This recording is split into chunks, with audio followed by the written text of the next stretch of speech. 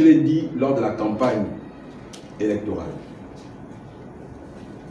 des législatives, qu'à l'élection présidentielle, j'ai soutenu Oligui Nguema qui était candidat. J'étais même son porte-parole. Et que je partais à l'Assemblée pour œuvrer à la mise en œuvre du projet pour lequel il a été élu. Mais que là-bas, ou de là-bas, lorsque ce ne sera pas bon pour le pays, je ne serai pas d'accord. Je ne suis pas d'accord avec la suspension des réseaux sociaux au Gabon. D'abord, c'est illégal. C'est tellement illégal qu'après la suspension, on vient maintenant prendre des lois pour réguler le secteur.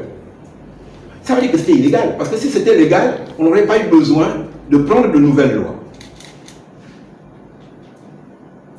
Et jusqu'à aujourd'hui, ça a été des ordonnances qu'on a prises dans l'urgence. Une ordonnance, c'est un texte à valeur législative d'application immédiate.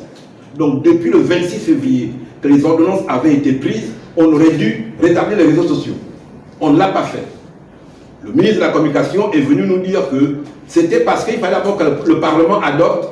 Tant que le Parlement n'adopte pas, on ne pourra pas rétablir. Juridiquement, ce n'est pas exact.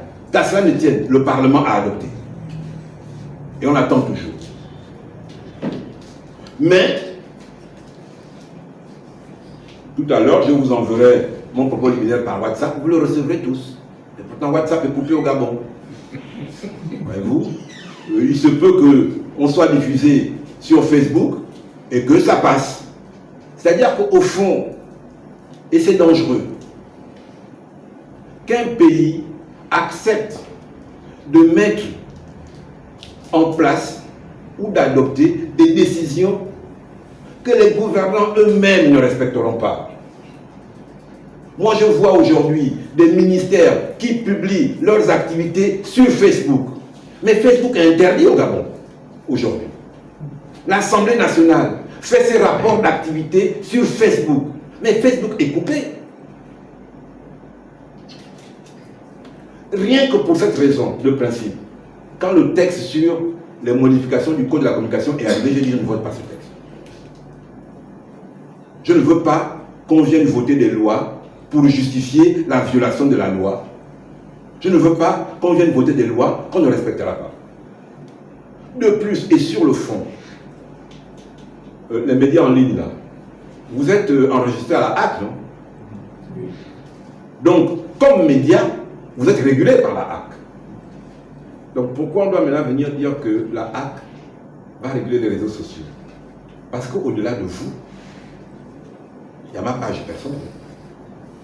Est-ce la compétence de la HAC de venir réguler mes folies personnelles sur... Non, c'est le juge. Vous le savez tous aujourd'hui, quelqu'un a porté plainte contre moi pour une publication sur Facebook, c'est son droit. Et la justice va en décider. Ce n'est pas le rôle de la HAC. La HAC est là pour réguler les médias. Et peu importe le véhicule que le média utilise, que ce soit le papier, que ce soit la télévision, que ce soit la radio, que ce soit Internet, que ce soit les réseaux sociaux, dès lors que c'est un média, il doit être enregistré à la HAC et il est régulé par la HAC. Donc, moi j'ai refusé cela. Et les difficultés que vous rencontrez aujourd'hui, oui, on ne mesure pas toujours les conséquences économiques et sociales des décisions que l'on prend. Il faudrait qu'à la fin de la journée, le ministre de la Communication et le ministre de l'Économie viennent dire au pays combien d'emplois ont été perdus à cause de la suspension des réseaux sociaux. Parce que beaucoup de community managers ont perdu leurs emplois ou sont en chômage technique aujourd'hui à cause de cela. Que le ministre de l'Économie vienne nous dire quelle est la perte de chiffre d'affaires d'Airtel et de Gabon Télécom à cause de la suspension des réseaux sociaux. On est dans un pays où, si les VPN étaient payants, VPN serait en train de faire des bénéfices. C'est pas bien. C'est pas bien. Donc, moi, le texte sur la communication, je ne l'ai pas voté. J'ai refusé de le voter à cause de cela. Après, il y a eu d'autres textes sur la réforme de la HAC. Ça, c'était pas grand-chose. Le cœur du problème, c'était la révision du Code de la communication. Il y a eu le code de procédure pénale aussi qui a été modifié pour partie pour introduire, mais ça à la limite c'est technique, je le vote. Mais je le redis, je n'ai même pas envie de demander de rétablir les réseaux sociaux. Parce que parfois c'est ça qui est dangereux, c'est que maintenant ils sont coincés, ils ont presque honte de venir rétablir parce que nous on a continué, on s'est habitué à vivre comme ça, on a mis nos VPN, on fonctionne, ça ne nous dérange plus. Parfois, tu as une application qui n'accepte pas les VPN, tu débranches le VPN, tu fais ton travail et puis après tu remets ton VPN, etc. Ce sont là les gouvernants, particulièrement la HAC, qui font vivre de manière régulière, au vu et au su de tout le monde, tout un pays dans l'illégalité. C'est pas bien. C'est pas bien. Et je l'ai dit, et je le redis. Difficilement casser les maisons.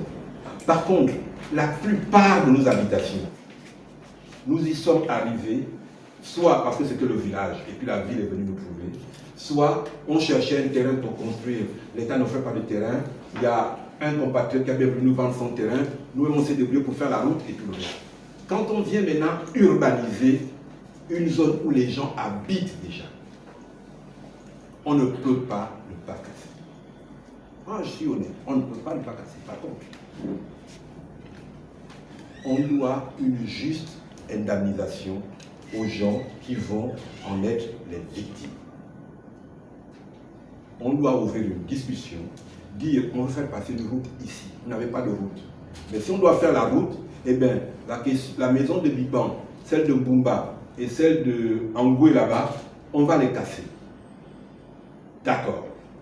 On doit évaluer la valeur de ces maisons, s'organiser pour que le jour où on va casser la maison de Biban, Biban habite déjà quelque part. Il ne faut pas qu'un Gabonais se retrouve avec des matelas sur la tête, alors que la veille, il avait un toit sur la tête. L'État est coupable de ce qu'il n'a pas été capable, jusqu'à aujourd'hui, d'offrir dans une zone urbanisée à chaque Gabonais un terrain. Les Gabonais se sont débrouillés pour trouver des terrains et construire des maisons. Peut-être qu'ils ont mal fait, mais ce n'était pas leur rôle d'urbaniser. Donc quand l'État vient pour urbaniser, il doit indemniser et préserver la dignité de nos compatriotes. C'est important. C'est important de faire comme ça. Mais nous devons tous, moi j'habite au Carrefour Jugi. Il n'est pas exclu qu'un jour on me dise on va casser chez vous parce qu'il y a une route qui va passer ici. Ce que j'attends, c'est que, oui, l'État m'indemnise et me propose une alternative. Je serai malheureux, je serai peiné, mais c'est comme ça. Si on avait suivi les faucons de cette commission, au Gabon aujourd'hui, il n'y aurait pas 5 partis politiques. Non, je vous le dis. Mais moi, je suis pour la liberté d'association. Parce qu'un parti politique, c'est une association. Je suis pour la... Même s'il y a 100 000 partis politiques au Gabon, ça ne me posera aucun problème. Je l'ai dit à tout le monde.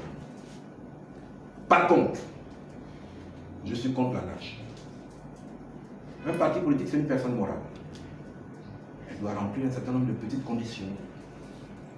Elle doit avoir son siège quelque part. Elle doit avoir une boîte postale ou un numéro de téléphone pour qu'on s'adresse à elle.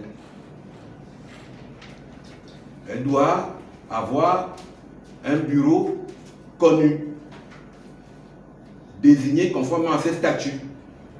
Donc, ces formalités-là, qu'on demande à toutes les associations au Gabon, tu vois pourquoi on ne demanderait pas ça au parti politique?